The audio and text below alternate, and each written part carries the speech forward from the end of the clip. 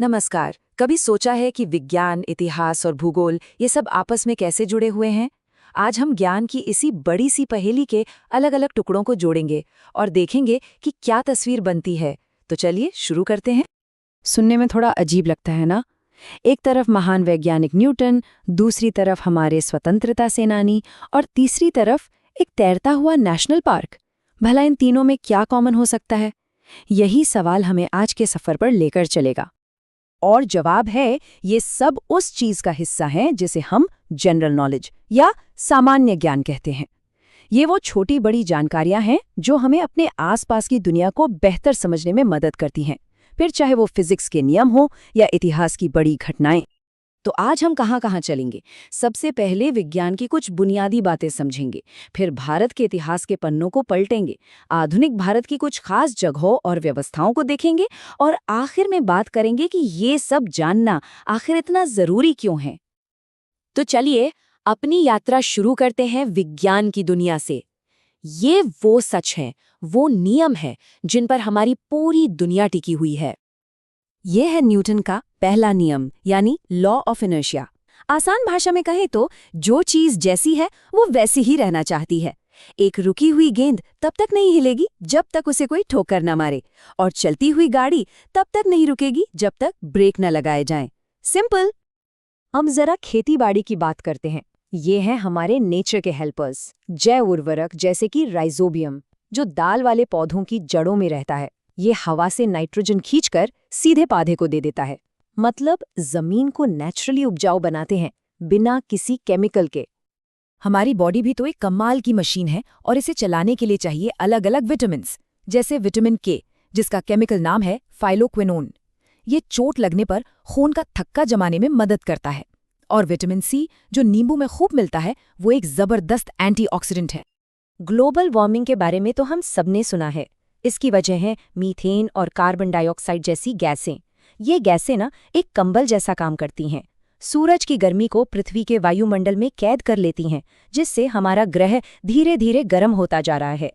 हाथ में जो स्मार्टफोन है या जो कंप्यूटर हम इस्तेमाल करते हैं, उसके अंदर क्या है? आज की टेक्नोलॉजी का दिल, और वो है सिलिकॉन से बनी चिप। यही सेमीकंडक्टर्स हमारे डिजिटल जमाने की रीढ़ की हड्डी है। चलिए अब विज्ञान की दुनिया से निकलकर थोड़ा टाइम ट्रैवल करते हैं। चलते हैं इतिहास के गलियारों में और देखते हैं कि किन विचारों और आंदोलनों ने हमारे देश को बनाया। यहाँ दो महान हस्तियों की सोच का फर्क देखिए। एक तरफ थे बाल गंगाधर तिलक, जिन्होंने नारा दिया, स्वराज मेरा जन्मसिद्ध अधिकार है और मैं इसे लेकर रहूंगा। एकदम सीधी राजनीतिक कार्रवाई। दूसरी तरफ थे स्वामी विवेकानंद, जिन्होंने व्यावहारिक वेदांत के जरिए भारत की आध्यात्मिक शक्ति को पूरी दुनिया से रूबरू कराया। 1942 का भारत छोड़ो आंदोलन, एक ऐसा मूवमेंट जिसने अंग्रेजों की नींव हिला दी। पर एक सवाल हमेशा उठता है, जब गांधी जी समेत सारे बड़े नेताओं को गिरफ्तार कर लिया गया था, तो क्या ये वाकई एक लीडरलेस यानी नेतृत्वहीन आंदोलन था? तो असल में हुआ ये था कि जैसे ही बड़े नेताओं को जेल में डाला गया, आम जनता ने खुद ही कमान संभाल ली। ये एक स्पॉन्टेनियस मूवमेंट बन गया। गांधी जी ने करो या मरो का नारा तो दिया था, पर जमीन पर आंदोलन अपने आप फैल गया और इसमें बड़े पैमाने पर हिंसा भी हुई। ये एक बड़ा ही मजेदार किस्सा है। सोचकर देखिए, मोरक्को से एक यात्री इब्न बतूता हजारों किलोमीटर का सफर करके भारत आता है और यहाँ सुल्तान मोहम्मद बिन तुगलक उसे दिल्ली शहर का मुख्य जज यानी काजी बना देते हैं।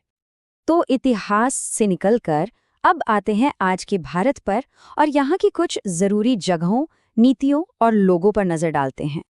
ये वित्त आयोग यानी फाइनेंस कमीशन आखिर करता क्या है? देखिए, इसका काम बहुत जरूरी है। हमारे संविधान के आर्टिकल 280 के तहत हर 5 साल में राष्ट्रपति से बनाते हैं। इसका मेन काम ये बताना है कि टैक्स से जो पैसा आया है वो केंद्र और राज्यों में कैसे बटेगा, ताकि देश का हर कोना तरक्की कर सके। और ये एक फैक्ट है, देश की इंडस्ट्री से जुड़ा हुआ। भारत की सबसे बड़ी ऑयल रिफाइनरी गुजरात के जामनगर में है, जो हमारे देश के एनर्जी सेक्टर का एक बहुत बड़ा हब है। भारत की खूबसूरती तो देखिए, एक तरफ केरल की एकदम शांत और हरी भरी साइलेंट वैली है, तो दूसरी तरफ मणिपुर की लोकटक झील, जो दुनिया का अकेला तैरता हुआ नेशनल पार्क है। और मेघालय में खासी जनजाति का रंग बिरंगा नोंगक्रेम डांस फेस्टिवल। कमाल की विविधता है। ये रेड डेटा बुक एक तरह से एक वार्निंग लिस्ट है। इसमें उन सभी जानवरों और पौधों के नाम होते हैं जिन पर खत्म होने का खतरा मंडरा रहा है। इसे IUCN जारी करता है ताकि हमें पता चले कि किन्हें बचाने की सबसे ज्यादा जरूरत है। तो हमने साइंस, हिस्ट्री, ज्योग्राफी सब देख लिया, पर सवाल ये है कि इन अलग-अलग बातों को जानने का फायदा क्या है? ये सब क्यों मायने रखता है? ये सिर्फ एग्जाम में काम आने वाले फैक्ट्स नहीं हैं। ये वो धागे हैं जो पूरी दुनिया को एक दूसरे से जोड़ते हैं। न्यूटन का नियम ये समझाता है कि गाड़ी कैसे चलती है, और वित्त आयोग का काम हमारे राज्यों के विकास पर सीधा असर डालता है। सब कुछ आपस में जुड़ा हुआ है। आज के ज़माने में जब हर कोई किसी एक चीज़ का एक्सपर्ट बनना चाहता है, उस दुनिया में अलग-अलग चीज़ों की थोड़ी-थोड़ी जानकारी रखने की क्या ताकत है? शायद यही ज्ञान हमें एक बेहतर और ज़्यादा जागरूक इंसान बनाता है। इस पर सोचिएगा ज़रूर।